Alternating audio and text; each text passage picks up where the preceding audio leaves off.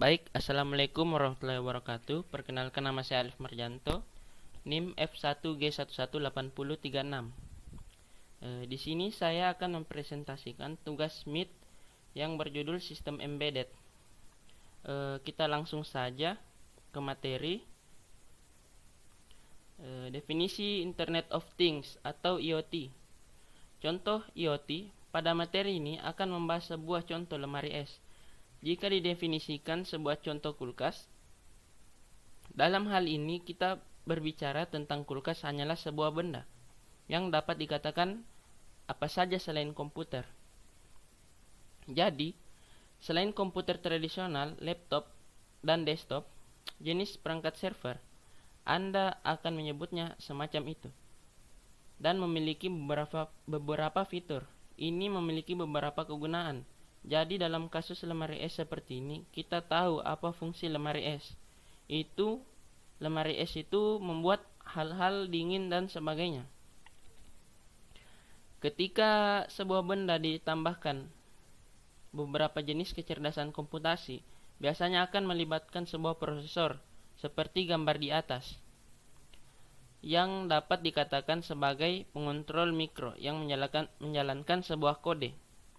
Seperti yang kita lihat di kehidupan sehari-hari, yang kita lihat dan biasanya dikenal sebagai lemari es, yang sebenarnya memiliki kecerdasan komputasi di dalamnya. Dari penjelasan sebelumnya, dimulai dengan menambahkan sebuah kecerdasan buatan, beberapa teknologi komputer di dalamnya. Kemudian untuk melengkapinya, maka dihubungkan ke konektivitas internet. Contohnya sebagai gambar berikut ini. Sini ada kulkas, Arduino, dan jaringan. Sebuah perhitungan yang terkandung di dalamnya, dan ada koneksi jaringan yang artinya dapat menggunakan segala macam sumber daya lainnya yang tidak bersifat lokal. Hal tersebut bisa dikatakan sebagai internet. Ini berpotensi dapat diakses dari perangkat IoT. Jadi semua yang disatukan umumnya disebut sebagai perangkat IoT atau Internet of Things.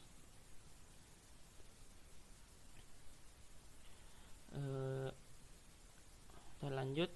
Perangkat IoT. Beberapa contoh dan sedikit penjelasan detail tentang Internet of Things. Salah satu contohnya adalah mobil.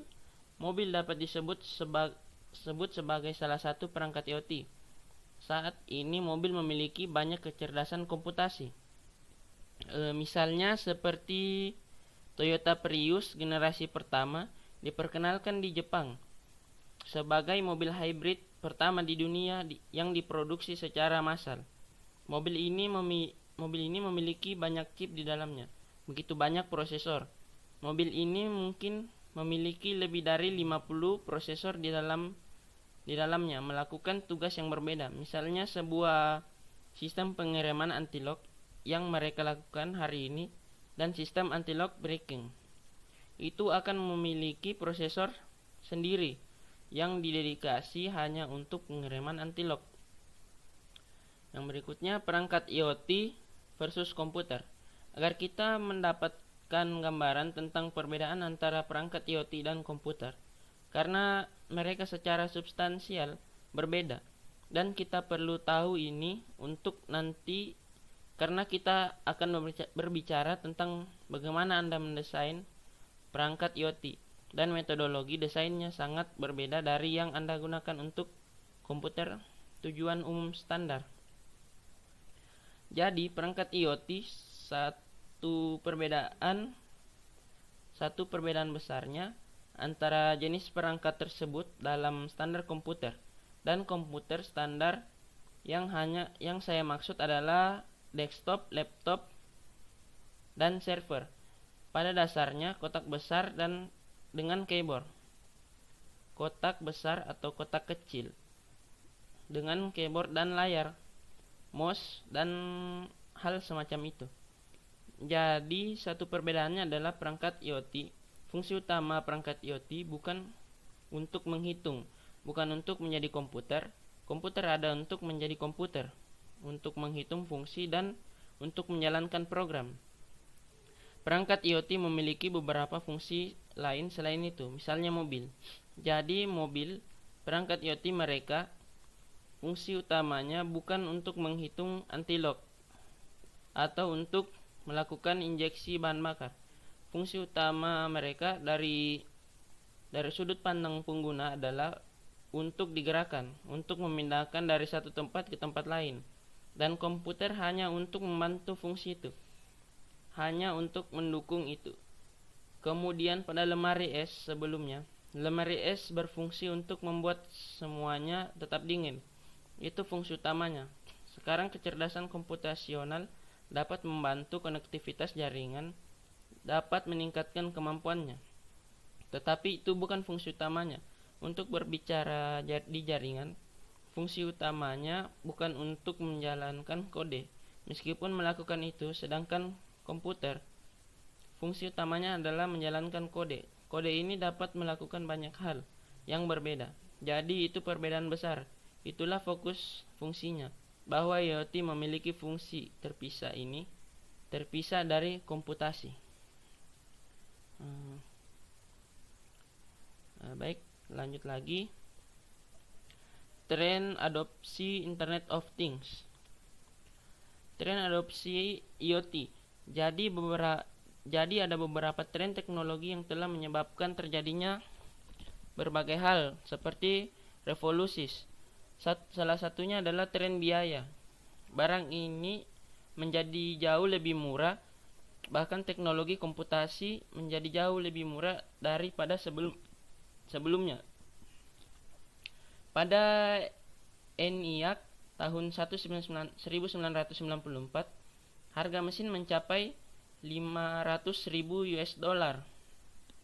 Sedangkan generasi komputer pada saat ini, perangkat IoT seharga $500. Intinya adalah bahwa teknologi komputasi dari waktu ke waktu didapat jauh lebih murah. Jadi itu dalam jangkauan apa yang bisa kita tambahkan ke banyak perbedaan perangkat. Sekarang tren besar ini lain yang untuk membantu kemungkinan IoT adalah kemampuan komputasi telah tumbuh secara dramatis sejak tahun 45. Jadi di tahun 45, ENIAC yang dilihat mendapatkan instruksi sekitar 5.000 per detik. Dari peningkatan yang 5.000 per detik. Dari peningkatan yang dramatis tersebut memberikan keuntungan untuk menerapkan lebih banyak fitur. Ada banyak hal yang sebelumnya tidak dapat dijalankan dan kemudian dapat dilakukan kembali di tahun 45 dengan komputer yang sekarang dapat ditangani karena memiliki lebih banyak perhitungan yang dapat dijalankan dalam 1 unit waktu. Tren lainnya adalah akses internet. Pada tahun 45 tidak ada jaringan internet. Saat ini akses internet telah meningkat dan dapat diakses dimanapun melalui beberapa mekanisme.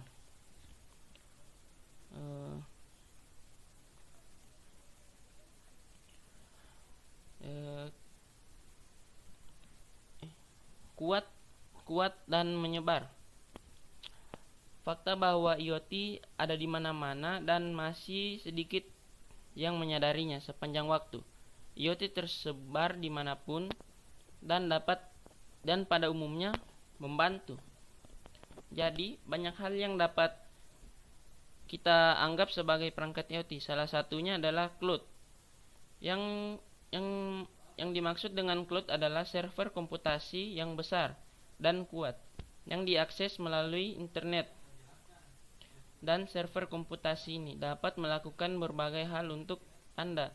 Salah satu contoh cloud server adalah Siri. Baik. Manfaat Internet of Things di masyarakat. Yang pertama itu manfaat sosial IoT. Secara umum, perangkat IoT ini, penggunaan teknologi Internet of Things membuat hidup lebih mudah. Pada umumnya, IoT bertujuan untuk meningkatkan perangkat untuk membuatnya lebih baik.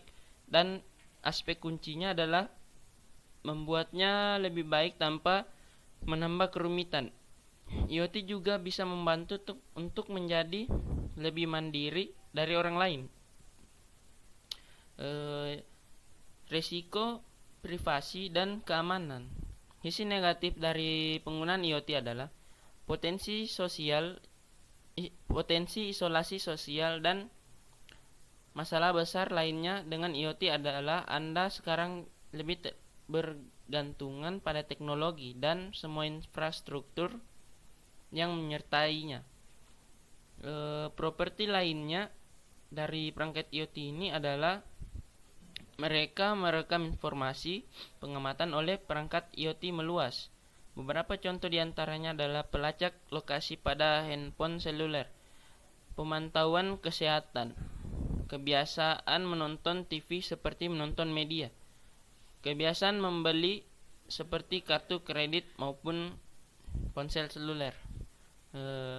Mungkin itu saja yang bisa saya sampaikan. Lebih dan kurangnya mohon dimaafkan. Dari Topik Wahidaya, wassalamualaikum warahmatullahi wabarakatuh.